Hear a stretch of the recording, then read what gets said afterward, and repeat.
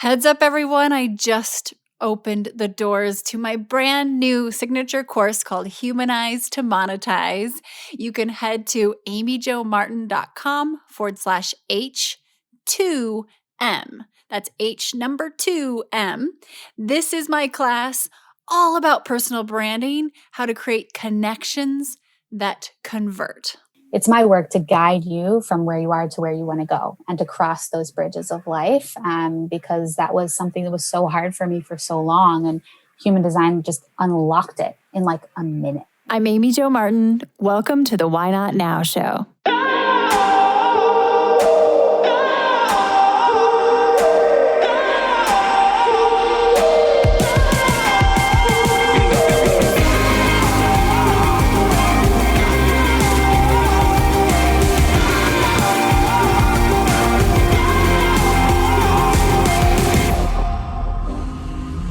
You know that thing you've been thinking about doing? Yeah, that one. Why not now? Have you ever actually taken the time to ask yourself, what's stopping me? Let's talk it through. This is your chance to give that idea the attention it deserves and take action. Each episode, I have a chat with a fascinating person, from entrepreneurs to athletes, celebrities, my parents, rocket scientists, and all walks of life. We talk through a critical time when they've asked themselves, why not now? We dissect that day or even that moment, step by step. Just let go.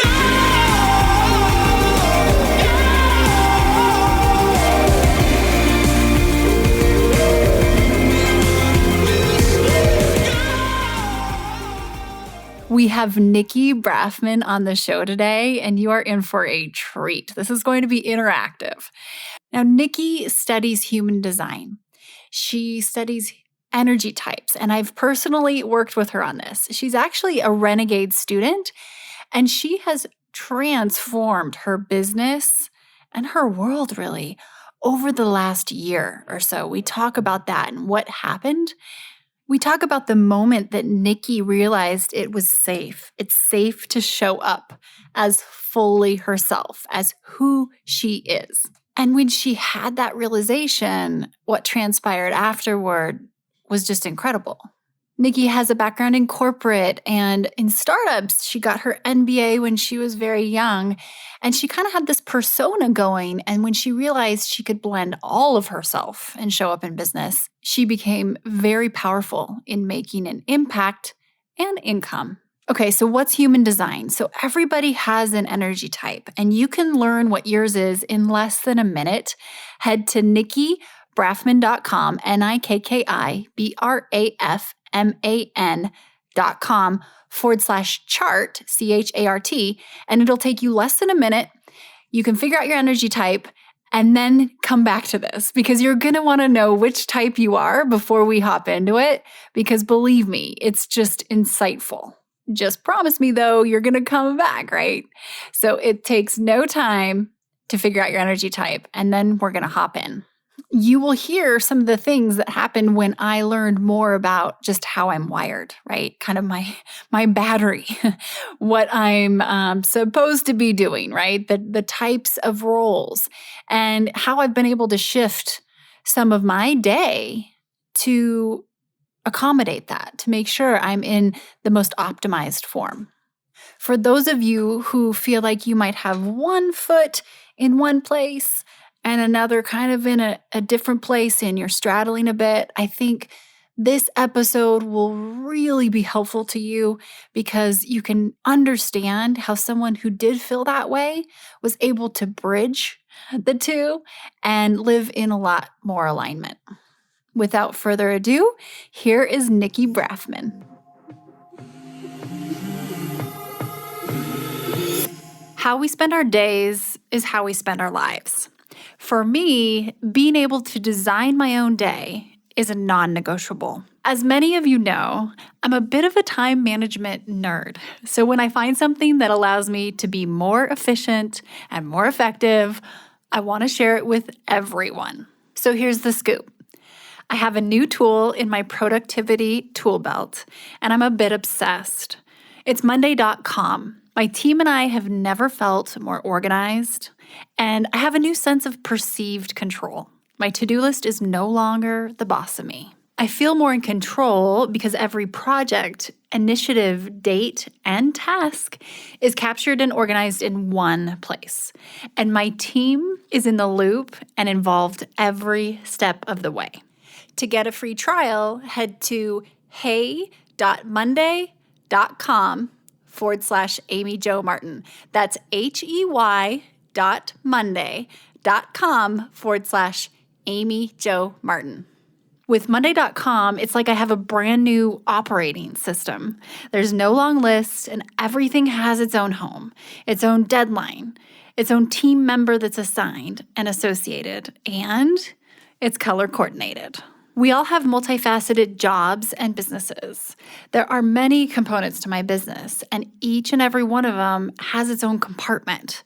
Each division is always one click away. For example, my team and I have a dedicated board for this very podcast. Did you know there are 28 steps involved in getting one podcast to air? It's the same exact process every time. And it's a system. We have the various key steps mapped out as micro tasks. And this allows for my team and I to stay in lockstep every step of the way. With Monday.com, I can zoom out and see the big picture, a roadmap view from 30,000 feet. And a moment later, I can zoom in and focus on a specific micro task within a project, within a division of the company. I could go on and on about the features that Monday.com offers, one of which is I've built my social media content calendar inside of Monday.com. I finally have one that I actually use, that I like, and it's embedded into my overall Google Calendar. Another feature that I love is the Google Doc integration. You know I love a good spreadsheet. I can pull them into Monday.com and edit them right there versus having 97 tabs open on my computer. If how we spend our days is how we spend our lives, then I can't think of anything more important than using the time in our days wisely. To grab your free trial, head to hey.monday.com/Amy Jo Martin. That's hey.monday.com/Amy Jo Martin. Just check it out. It's free. It's worth it.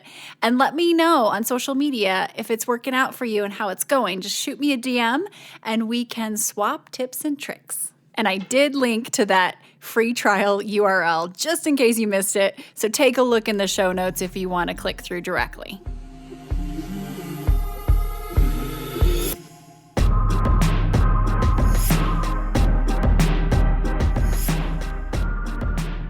Nikki, welcome to the show. I'm so excited to have you here today. So wonderful to be here. Thanks so much, Ajo. Oh, this is going to be fun. Let's hop in. Can you tell me about a time when you had a big decision to make and you asked yourself the ultimate question, why not now? Yeah, I was thinking a lot about this as I was getting in the zone of recording this conversation. And one of them was actually pretty recently with a fellow boot camp grad, our friend Ksenia. And I had been sort of walking through life and walking through my business with a lot of fear and a lot of worry about what everybody else was going to think. And I was sort of on this precipice and standing with one foot in each place, two very separate places. I came from a background of corporate startup world.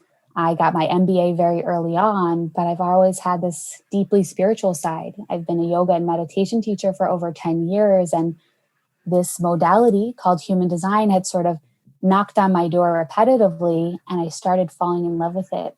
And I found myself at this sort of crossroads of having multiple personalities and multiple personas. And I had this female business boss persona, and I had this spiritual woman persona. And at the time I was a new mom, so I had this new mom persona, and it was like this recipe for disaster. They were all about to implode. And I had asked Ksenia for a little bit of help because I was building out this human design spiritual side of my business. And I had said something like, okay, so do you think I should launch this with these programs and these things? And she was like, well, let's take a look. And I said, oh, that's so funny. What we really came up with was mirrored my business coaching practice offerings. And she kind of looked at me and she was like, no, these are your offerings. This is all the same thing. These are married together, and this is what you do. And I kind of thought about it, and I realized that I could either go forward kind of living in this world of multiple personas and fear, or I could meld them all together, jump into the sort of great abyss of what that meant, and let fear go. And that was such a deep why not now moment for me. And I wish I could say that I just jumped and took the leap and it was immediate, but it took me a lot of time still to really embody who that was. A friend of mine always said very funnily, what do you think is going to happen if you show up as this spiritual business owner? Do you think that they're going to knock on your door and take away your MBA? And I was like, yeah, I guess they're not going to do that. I guess that's not going to happen. And so as I jumped into that, I just realized I was embodying everything that I actually was deep down in my unique self and what I actually had to offer people, instead of embodying this sort of fear-driven, what will people think driven shell of myself who was so worried about what the outcomes were, she wouldn't even dive into the experience of what was actually happening. Oh, wow. So, I can imagine, people listening and being able to relate to having one foot over here and one foot over here and having them look so different and kind of that multiple personas. So what a why not now moment, and what Ksenia said in terms of just, no, this is you, period. All of you, not just business, not just, this is your offering as a whole, right? So it's a conglomerate. What was that process like for the very next step? So you have kind of, it sounds like an epiphany. It almost seems kind of like it's a permission slip. Not that you need one, but was it like, okay, what you said about how you think someone's going to knock on your door and take your NBA away is so, that just struck me like, yeah, because can't we all feel like, well, we're not going to lose what we've already accomplished, but there's a feeling of that if we do take a different route. So yeah, what was that process like? Like that conversation happens and then. Yeah, it was interesting because I had already been very casually pulling my human design and more spiritual work, backdooring it into conversations with my business coaching clients if I felt that they would be open and ready for it. And what I did was I sat and I meditated and I, in my own way prayed, and I said, what would it look like if my business only had these really, really resonant clients? And what if it was everybody's okay? And what if in a world I'll be so okay walking into corporate offices and asking everybody in the room their birth date, birth time, and birth location, which are the parameters of understanding and knowing your human design chart. And I kind of held space for that idea. And I wasn't ready to be in that immediately. I wasn't ready to run, headstrong into my corporate network and ask them for that. And it's probably been anywhere from a year to 18 months since that happened. But now I'm doing that. I'm out, I'm going into corporate conversations. I'm having these big talks with Fortune 500 leadership people who don't care and who are intrigued and who are interested and who have really kind of brought in that sense of spirituality, or sometimes people call it woo-woo-ness, into their teams and into their businesses and even into their own personal business philosophies. And so the first step was really, okay, if I'm going to let go of fear, I have to imagine what's really possible. And then I have to let go of the expectations that has to be what's already happening tomorrow. Mm-hmm. And that dropping expectations is a constant practice for me because my particular energy type is this very fierce burst energy style where I just want things that I come up with to have happened already, instead of waiting for them to come to fruition. What's so exciting to me is that, gosh, what you just said, it's indicative of some big changes happening, like just culturally, for a Fortune 500 companies to be open to this conversation and see value that hasn't been the case necessarily historically. So we're finally ready. Like you're so ready at a time when I think the world is so ready, right? So if you would have hit this place 5 years ago, I don't know that you would be getting the same, open doors, because there's been this evolution and this acceptance and this craving for doing business another way at a enterprise level, as well as, heck yes, every other level. So that's such a cool sign. Like, and you're right on time, right? So we always think, oh my gosh, if I just would have done it 10 years ago. It's like, nope, wouldn't have worked 10 years ago.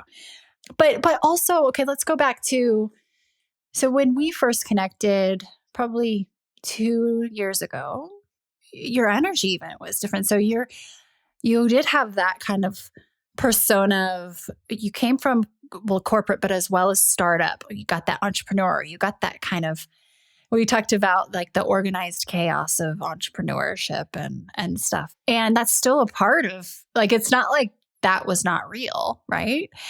And so what I think is funny is not even funny, but so I find myself doing this still. I have to catch myself where you said you were kind of backdooring, even as your business grew and evolved, because you've had this big trajectory, like just a shift, this journey with your career and personal world. I mean, you've become a mom in that same time. So if you're listening, Nikki's son is right there alongside Lincoln in age. Like we were pregnant at the same time. We like did belly bumps. So, so you said you would start to backdoor, and I don't know how many people do this. It's like, yes, this is what I'm known for, and this is what you brought me in for, but let me kind of disguise and get in there. And that's strategic, but it's also, how amazing does it feel to lead through the front door with all of your value offering, right?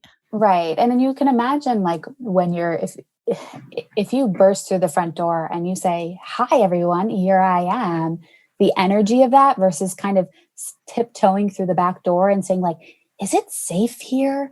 Like, I don't know if it's safe here. The energetics of that alone are so different. And so if you think about what you attract and who you bring in and how you show up and you serve people from both of those different energetic angles, it's like mind blowing how much more exciting it is to sort of come through the front door and say, like, here's what I can do for you. And sometimes the result will be people saying, no, thank you. And sometimes the result will be saying, like, I'm all in. But when you go through the back door, you remove that ability. You kind of say, like, "Hi, I'm thinking this might work for you." And if they say no, it doesn't hurt as much. And I think we just have to get used to the idea that no one's for everyone. And so when we show up by getting those no's, by getting what the people who are not our people, every step of the way, we're aligning with the people who are our people. We're magnetizing our people deeper and deeper into us and pulling them into our sphere. So true. It's like, okay, let's all agree we're going through the front door, showing up. It's not going to resonate with everyone, but it definitely will. The right people. There won't be vanilla. It'll either be, one side or the other, which is good because that's efficient too. Otherwise, it takes so much time to figure out, are we a click or not? Okay, so let's talk a little bit about human design. So I've been fortunate to have you guide me through learning more about my design type. But for people listening who may not be familiar, and I'm so excited because listeners, when you hear this, I would really like for you to go check out, Nikki, you have a website, right, where they can go check this out. Your type. Yeah, they can download their chart, which will have their type on it at nikkibrafman.com/chart. Okay. So if you want to pause this and go do that now, you can, but you have to promise you come back. So that's the karma. No, I'm just kidding. Because you won't know what your design means. So this is like a really good strategic process here. So go find out if you want your design or listen, and then you can go find out because it takes less than a minute. This is a super quick process. And when you do go there, can you talk about the birth date or the time really quick? Because I think that trips people up.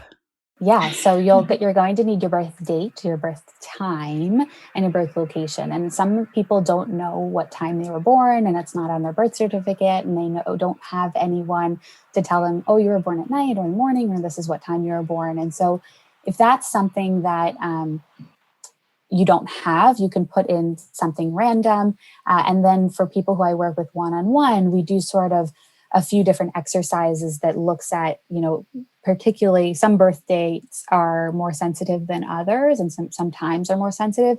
So we'll look at sort of the range of the entire day that you were born, where you were born, and sort of get a sense. And if there's drastically different, I sort of figure that out via interview, via conversations, just kind of feeling into it a little bit intuitively. And then we work from there. But really, I try to get a rough estimate of when it was. And then if later you're looking through your chart and the elements and things really don't resonate, that might be a clue that you didn't quite get the right time. Yes. Okay. So do that. And then here's what's going to happen is Nikki's do you want to go through the different types or maybe just a little overview of the quantum side of this? Yes, exactly. So human design is a personality model similar to the Myers-Briggs test or the Enneagram or astrology. It basically tells you it tells you a lot about who you are, what you're meant to do, how you're meant to do it, how you're meant to expend energy, how you're supposed to make decisions. And it's a quantum system. So it layers ancient modalities like astrology, the Chinese I Ching, the Kabbalah, and the Hindu Brahman chakra system. And then it brings in sciences like astronomy, quantum mechanics, biochemistry, and genetics. So all of that gets wrapped up into this intense system. And when you download your chart, you get this, what's called a body graph with lines and shapes and numbers and colors. And it can be really, really, really overwhelming, which is sort of where I and my fellow peers come in. And the magic of this system is basically that it really operates on the pillar that we are all unique individuals. And it is nicknamed the science of differentiation. And so why I think this is so important to study the way that we are all incredibly unique is because we live in a world of deep, deep homogenization. We live in a world, we are one of, I think we're up to 7.7 billion unique individuals. And in order to feed and govern and educate them, our governments and our communities and our cultures have had to put us all into these very, very specific boxes that sort of strip away our unique identities and tell us that this is how we should do things and this is how we're meant to do things and these are the paths for success, when really we're kind of coming into this new age where creativity and uniqueness is the dominating force. The problem is we don't all even know how to be unique to ourselves anymore. And what human design does is sort of provides you with this treasure map to explore that and understand the ways that you might have been conditioned in the past to work and live outside of that particular energy type, and how you can kind of choose the parts of yourself that you want to keep, whether that's sort of the stuff that's innate that human design teaches us, or the lived experiences that are equally as important part of who we are and our identities. So while we have many different elements in human design, the element you probably have heard the most talked about is called energy type. And energy type is all about the energy with which you can actually move through the world. So the beautiful thing about this is it doesn't assume that we all have the same amount of energy. We're not all born with the same cup full of energy that we kind of expend. And it doesn't make the people who are a little bit quieter and more demure and have a little less energy lazy. And it doesn't make the people who have tons of high energy, too much, or we label them as like ADHD in our society. And so what it goes through is it really says everybody is unique and everybody's meant to kind of work in a different way. But these 5 energy types are sort of the first thing that we learn about ourselves and how we kind of operate on a day-to-day. Some of us are meant to go, do all the time. Some of us are only meant to work a few hours a day. Some of us are meant to burst and then rest. And some of us are just meant to kind of change environments so that we don't become stagnant.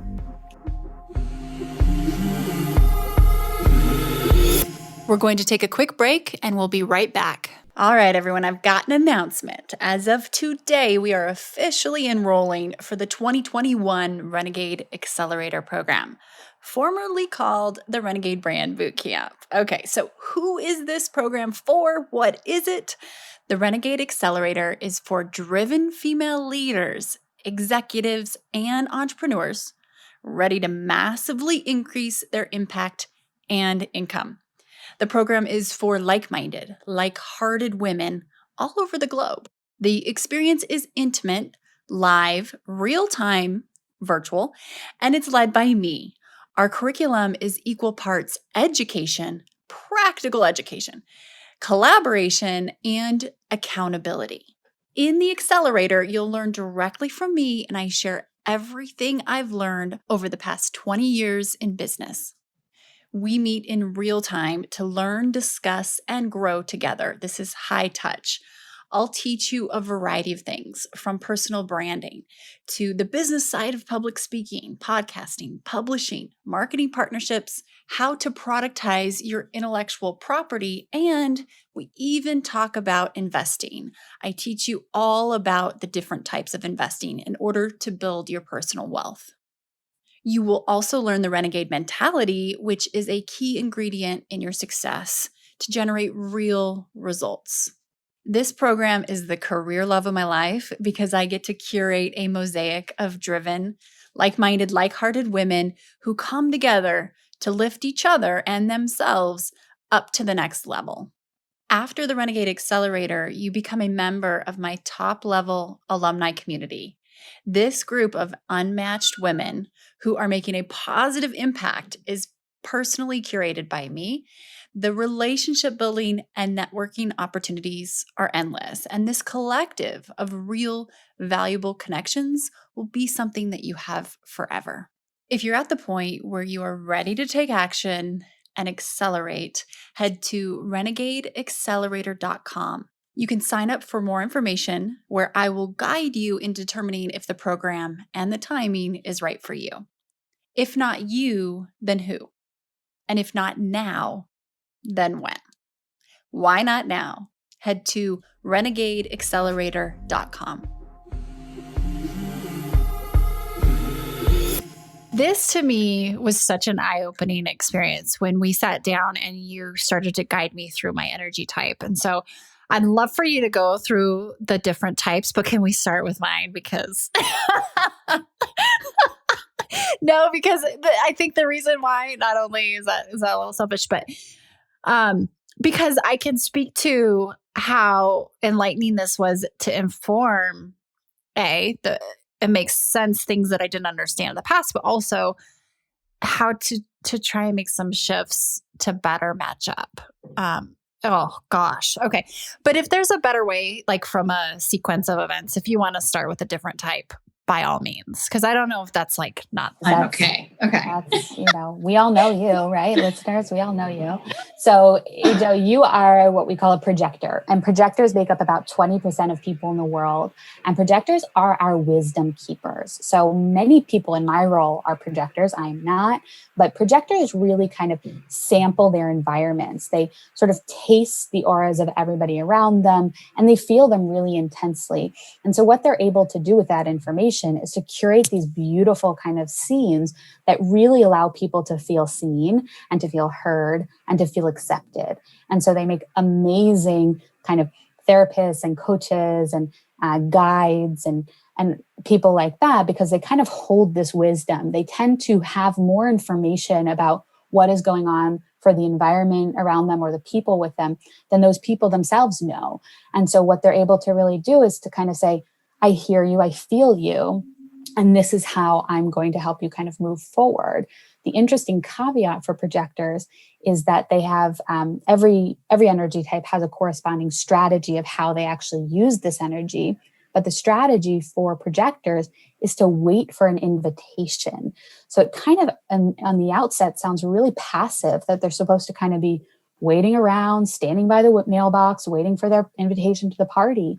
But what happens basically is it creates this energetic permission. So when someone comes to you, Ajo, and says, I love what you do. I love learning from you. Can you help me with XYZ? They're kind of coming to you and asking for this deep level of permission for you to kind of taste their aura and understand what they're going through. And when you have that permission, your wisdom and your guidance just lands in this immaculate way, versus a scenario where you might feel like you were giving unsolicited advice because you're going through the world and you're like, this looks obvious and I know what you're feeling and all this stuff. And you kind of give that without that energetic permission. And then people are sort of like, whoa, I didn't know I was feeling that, or I didn't know I was going through that.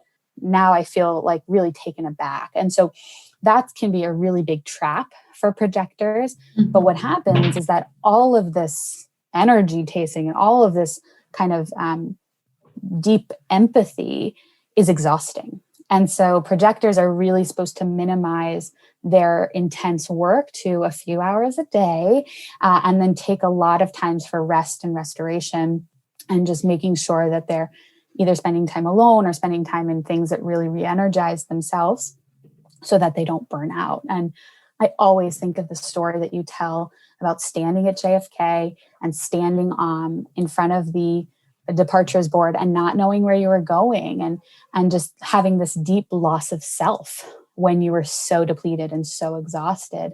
And that, I feel like, is such a projector energy type of thing.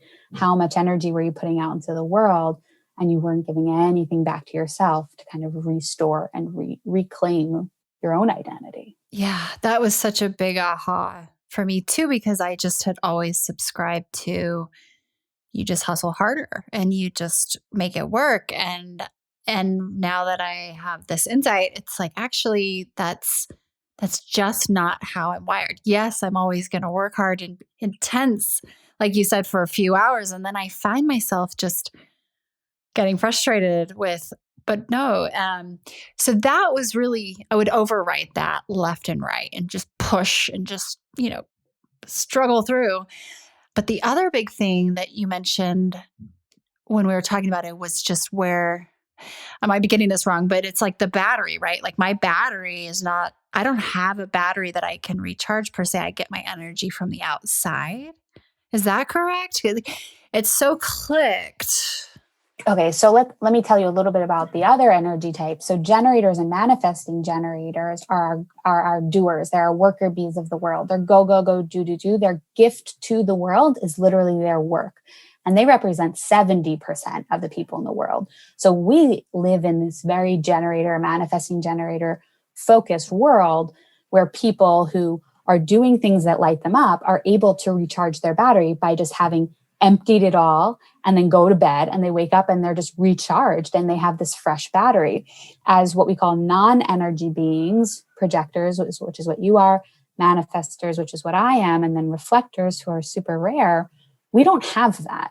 And so we really actually, the way that we charge is by being alone, is by things like self-care. We don't just kind of recharge by going to bed at night. We can't just sort of reinvent our energy from that. And so we have to be really, really careful where we put that energy and who we give that energy to.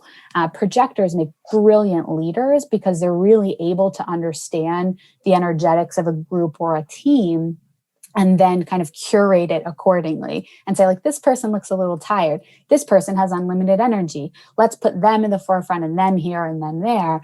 And so it makes it really, really, it's really easy for them. It's really innate for them to kind of run teams like that. But what happens is our conditioning of growing up in a generator and manifesting generator world, where not only we are our work, right? Our identity becomes how much work we do, and work is measured by efficiency. We just become addicted. We become addicted to that version of what success looks like. Go type thing. It's just do. It's such a drug. right? It's such a Yeah. drug to just Especially say, if you have endless energy.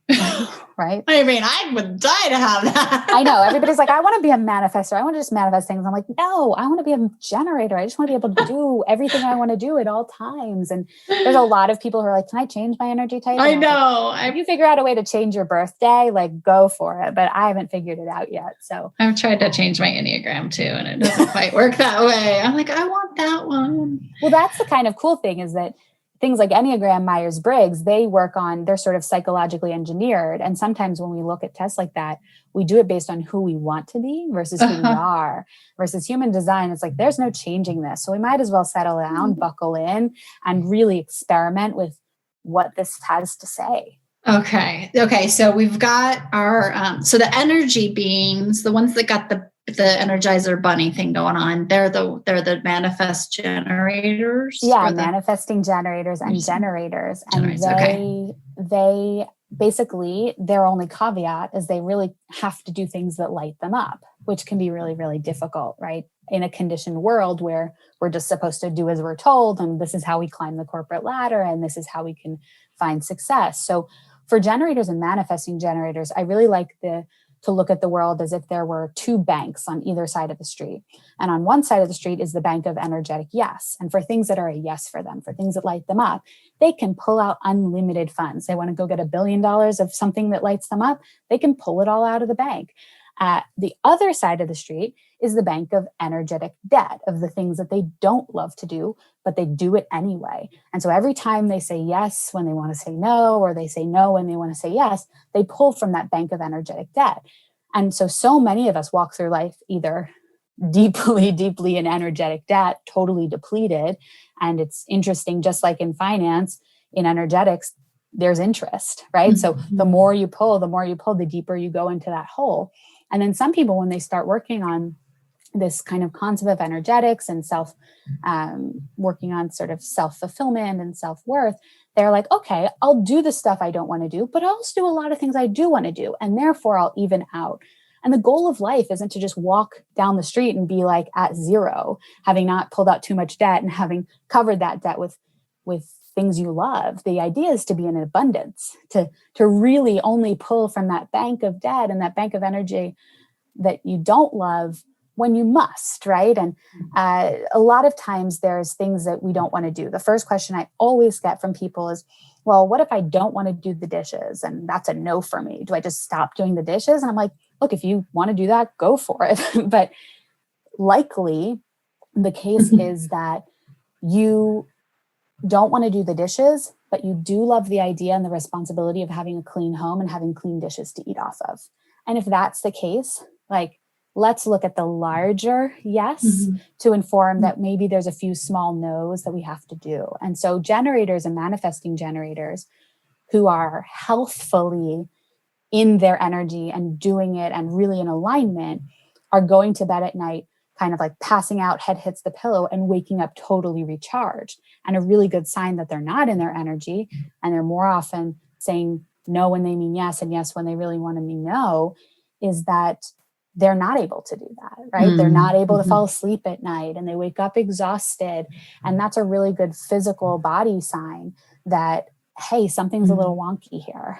And hey, we have to kind of recalibrate and readjust. Okay. So we still have to talk through reflectors and manifestors. Okay. Yeah, so yeah. Manifestors are about 9% of the world. I'm a manifester. You have disproportionate amount of manifestors in Renegade, by the way. Once, I did a little session with Renegade Brand Bootcamp grads, and there are so many manifestors in that crew of people. Which is so interesting. That's good to know. Yeah, I mean, you're helping me with my target audience here. For them to be only 9% of the world, but such a deep percentage of the people who hang around you is a pretty cool sign. But manifestors are meant to kind of initiate. They're the only energy type that really sort of initiates out of nothing. Their genius is sort of their ideas. They're supposed to bring things to the table, where generators and manifesting generators are really meant to respond.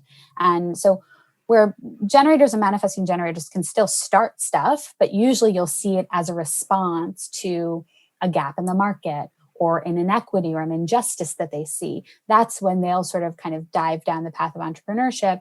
Whereas manifestors are literally like, I want a building over there. Or in my case, I want to sell our house, things like that we've recently done.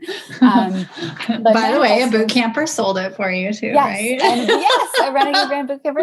Well, she brought the buyer. My husband sold it, but she, okay. Wild stories. But crazy. Talk about manifesting. Yeah. Manifestors work in these intense burst energies. So we'll like work really, really, really intensely and can't be disrupted, or we get very, very angry. And then we have to take deep periods of rest. And for manifestors, it's almost like a slingshot. The more you rest, the more you sort of pull back, the more intense the energy can be. My problem was I spent most of my life thinking I was a manifesting generator. I didn't have this language for it at the time, but I knew because of my burst that I could go, and I could be faster and I could be more efficient than everybody. I like bragged about that. I bragged about being the most efficient, but then I had to schedule in burnout.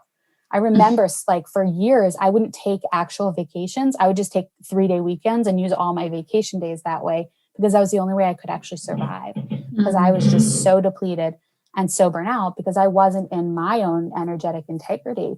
So we're really meant to kind of take this intense energy almost alone, right? There's a very interesting lone wolf quality to manifestors, which is why you see a lot of them in entrepreneurship, having a hard time with authority and things like that.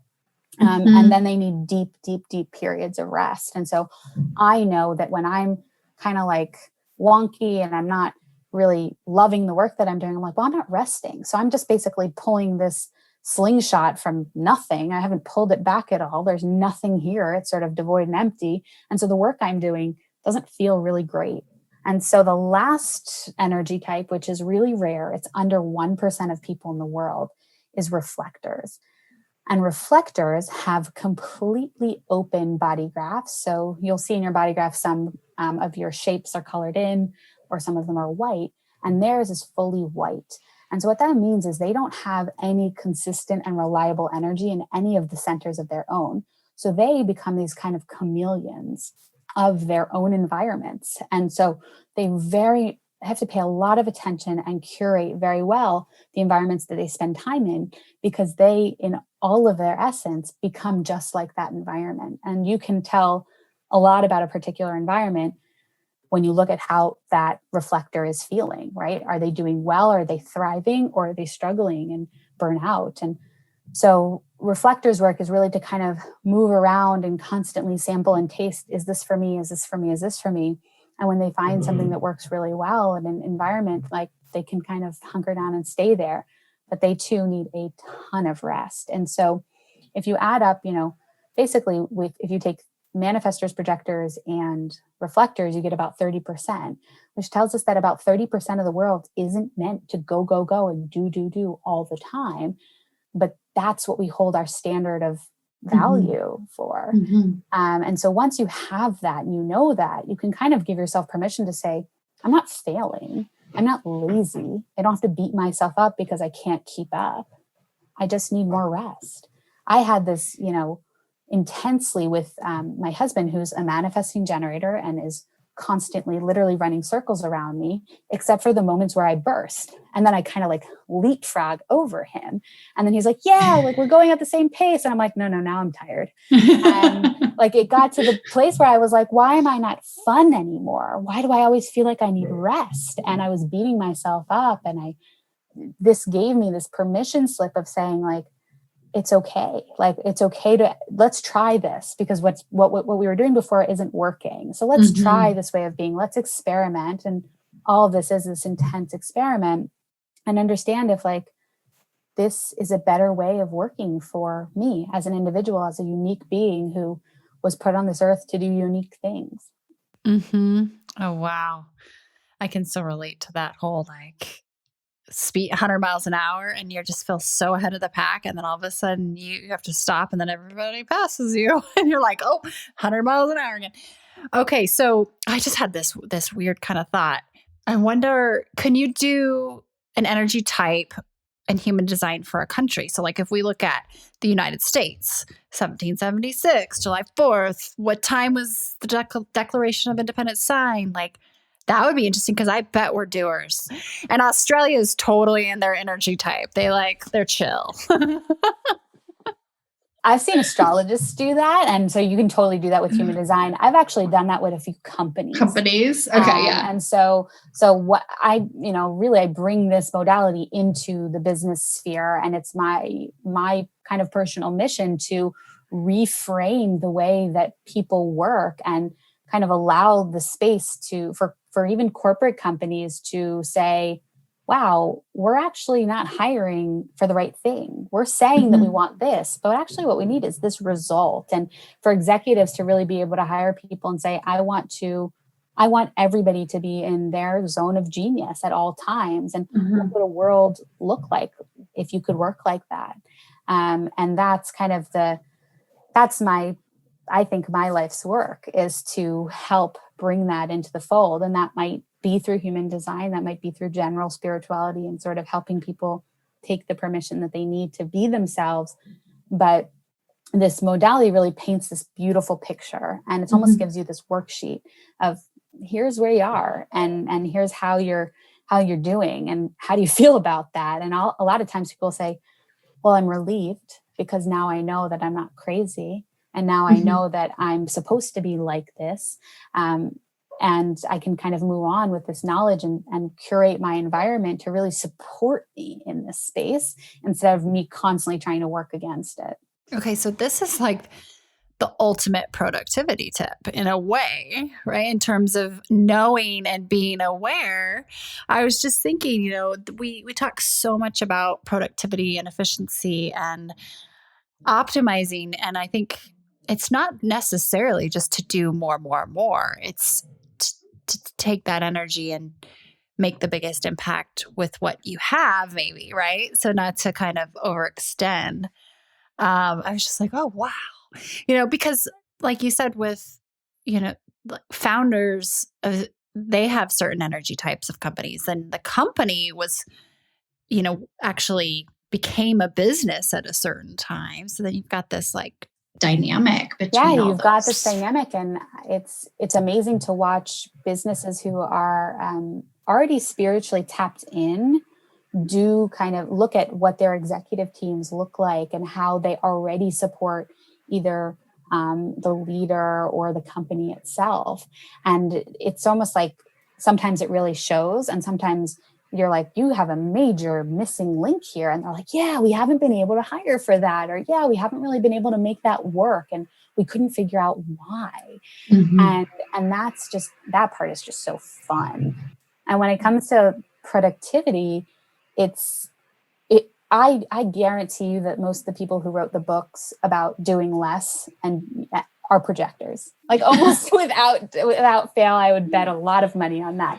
I think it's not only about getting people to become more productive, but to be able to say what I want my output to actually correlate with my energy, right? Because who's setting the output standards? Like, is it Instagram? Like, who's setting these output standards?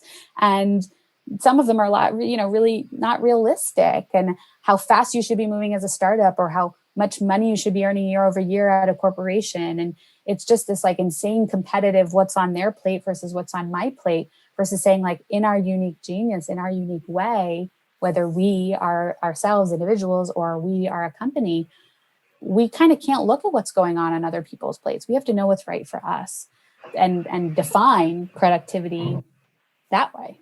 That it's interesting to look at a pre and post, kind of a before and after, the way, and maybe your behavior hasn't changed before you know what you are and after immediately. Of course, it's not like this isn't overnight, but just in terms of how we measure ourselves, like we were saying earlier. So there's kind of an old way, and then there's a bit of a new way, but that old way is always going to be in your bones somewhere. So you're probably going to slip back there, and being self-aware and reminding yourself. It's not like you learn your energy type and everything changes, right? You have to practice this stuff. And it's funny because it also teaches you how to ask for what you need, which I think as women is very difficult, as high performing women is very difficult, as mothers is really difficult. And even the other day, and I've been at this for quite some time now, had a moment where I realized my husband would constantly ask me, what's wrong? What's wrong? And I would always say, I'm tired. And I'm like, okay, I'm tired doesn't allow him to do anything for me. It doesn't allow him to help. It doesn't allow him to make space for me. And I just started saying, I need rest or I need help. And that like changed my head, like brain blew open. And I was like, oh, okay. I was sitting in a place of shame of I'm tired and I can't possibly do all of the things that I wish I could do versus I'm going to take what I need, which is rest or help or this or that. And I'm going to communicate that. But like, it's taken me 30 plus years and multiple years of being in the system to really understand that. And I have those aha moments daily, weekly, monthly, all the time. And part of that is just allowing this journey to be an exploration and being an experiment. Yes. And that self-discovery. And I feel like you just have done such a deep dive over the last year. And oh, it's so cool to witness. Okay. So if you're listening at this point, first of all, hopefully you found your energy type so you know kind of where you stand. But then also, I've done this, like knowing your spouse's energy type too. How invaluable is that? And I just have a quick, just personal. It's kind of a selfish question, but so I think Lincoln is a reflector, which is kind of crazy. But I forget. So he's a preemie.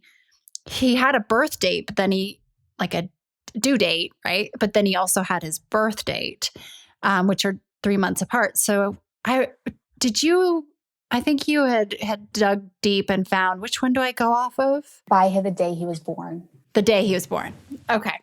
I was super curious when I was thinking about Lincoln of like, oh, he couldn't possibly have had a design date of 3 months prior because that would have been like 3 months of gestation. Brain development at all. So my mentor said it's about birth date. It's the day that they sort of show up on this earth. And Cool. So that's what Lincoln's is. So for any preemie parents, I know we have some Nikki parents that are on this journey, especially after sharing his. So now for anyone listening that's got some.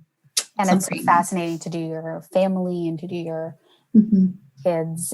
So, I mean, that's really the exciting thing is that if we can know what our kids' design assets are and what their energy type is and all of these things, we can save them all this time of deconditioning that we're all doing because we didn't know. And I constantly catch myself, my son and my husband are both manifesting generators. And like, I'm not going to not let my son nap because he's not tired. Like I'm just going to make him nap. And if that means he's going to sit there for half of it, sitting up and playing in his crib by himself, that's fine too. So it's an interesting push-pull. We have to make some concessions, but we also have to kind of let them lead the charge on how they're meant to show up. Yes, that's so wise. Like just with kids, how cool to be informed and encourage them to lean into their energy type, Yeah. And that's one of huge. the craziest things that happened for me was that after spending a lot of time doing your work, and I was still pretty new to human design when I was in the thick of doing the work with you, was that, your big thing about you don't brand yourself, you are yourself, was always like, I was like, yeah. And then I would be like, but who am I? Right? Who am I? Am I this amalgam of all of my conditioning? Am I this person who felt like they had something to prove? So they went through undergrad really, really fast and then did their MBA really, really young and chose certain companies by the impact that she would have? Or am I this kind of alternate being that I feel deep in my soul? And I don't know who I am. That was something that really pulled on my heartstrings a lot in the middle of that work. And the work that you do makes so much sense and the equations are there, but I couldn't quite cross that bridge. Because I didn't know who I was.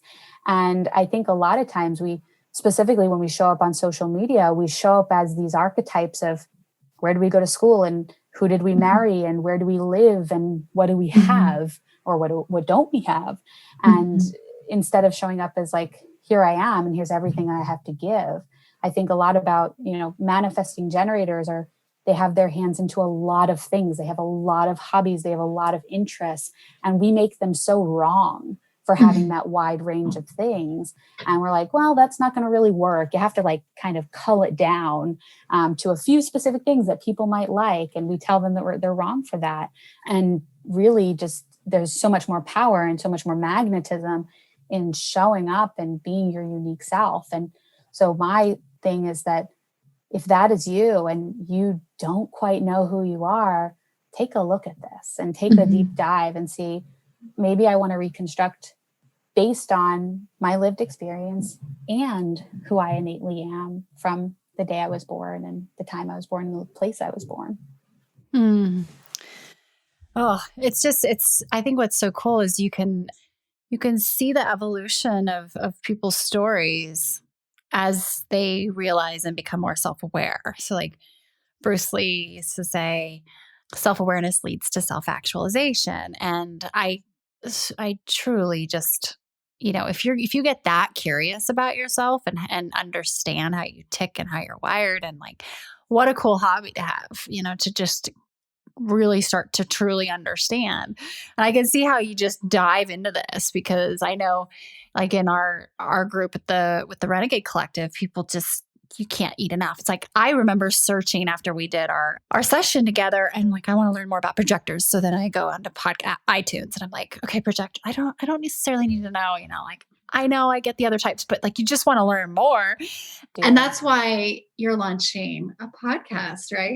Yes. I'm launching thank goodness. It's called the Bridgework Pod. And I look at my work as bridge work, right? So I look at my work that it's my work to guide you from where you are to where you want to go and to cross those bridges of life. Because that was something that was so hard for me for so long. And human design just unlocked it in like a minute. And so I want to give people that. And so Bridgework Pod is conversations with people about their human designs, about the bridges that they've crossed and where they want to go, and how they can use this knowledge and sort of deeper knowledge, not just energy type, but there's like 15 more elements after energy type to really get them to where they want to be. Awesome.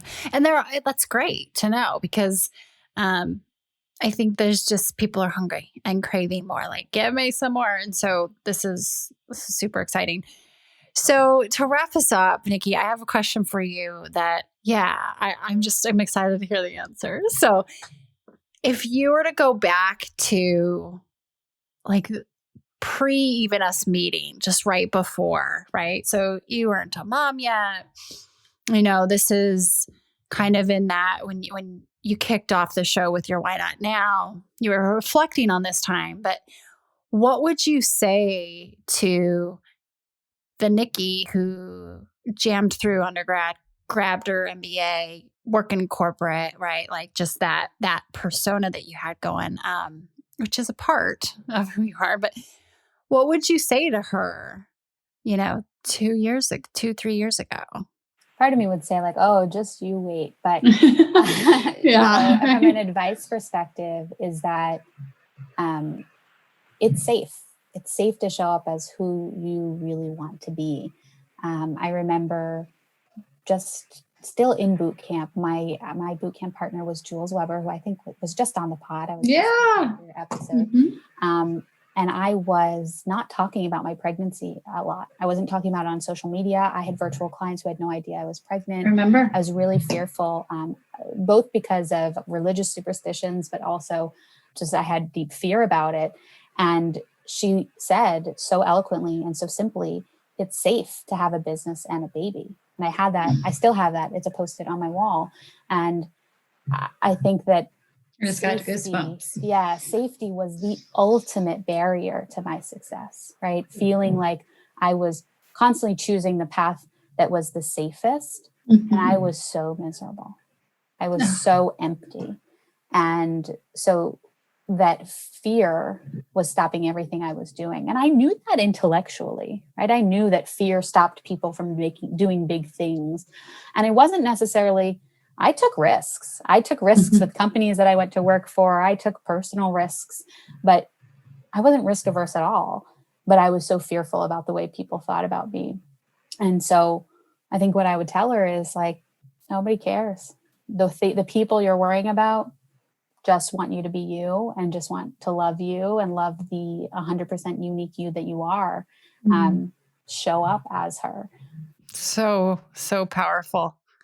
I love that. And I hope for everyone listening, that just hit you as hard as it did me, because there's such a difference between taking risks and then also like, I think sometimes we lump it into the same bucket. It's like, no, I take risks. I'm out there. I put myself out there. But then it's like, but there's actually another side of this too. So thank you for showing up and I will for say sharing. Humanizing to monetize works, right? I was doing fine in my business before, but the revenue, speaks volumes. When you show up as you and 100% you, people love that. People want that. People want to work with you because they know you're real. When they see their flaws versus waiting for the other shoe to drop and saying, who is this person really?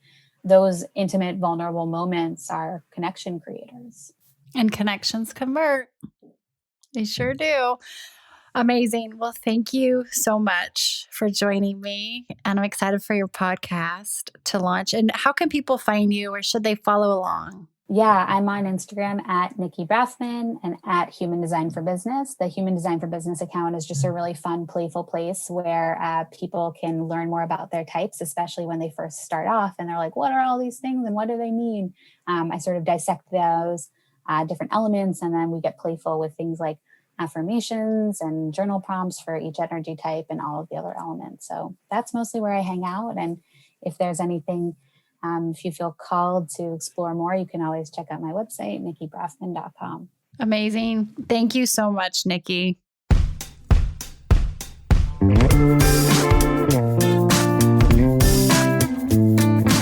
Hey everyone, thanks for listening to the show. Hit me up on social media to let me know what you think. I'm at Amy Jo Martin on Twitter, Facebook, Instagram, and LinkedIn. And I want to hear your why not now moments so I can share them on the show. Just send me a note to whynotnow@amyjomartin.com. For show notes and other offers, you can visit amyjomartin.com/whynotnow.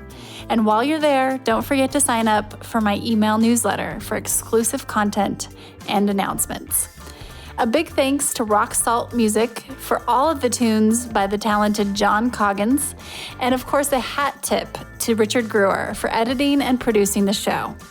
I'll see you next time. And until then, why not now?